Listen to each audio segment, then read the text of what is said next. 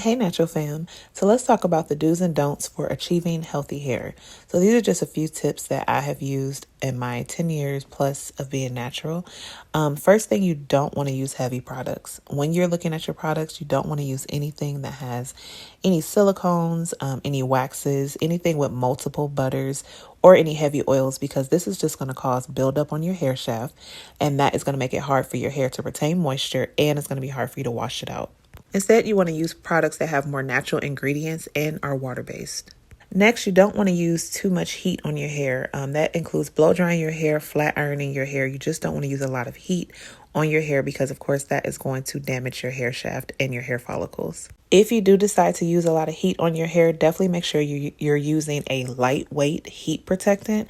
As far as that, if you want to go natural all the way, you can use light oils like grapeseed oil or almond oil or even argan oil. You also want to make sure it has a humectant in it, which I can talk about in another video.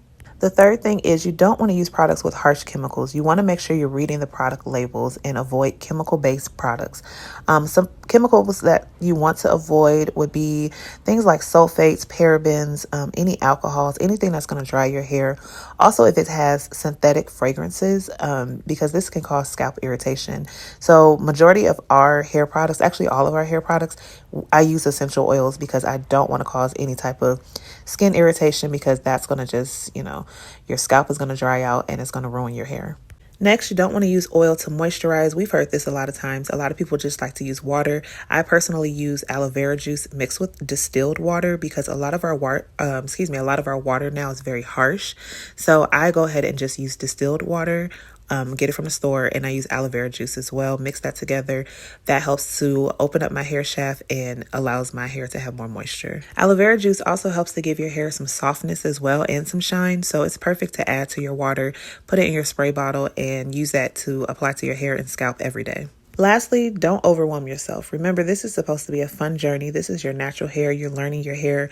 This is supposed to be fun. Don't overwhelm yourself. The first thing to do when you're doing your hair, definitely section and detangle your hair to make it more manageable. I know wash day can be very daunting for a lot of people, especially if you have really thick hair.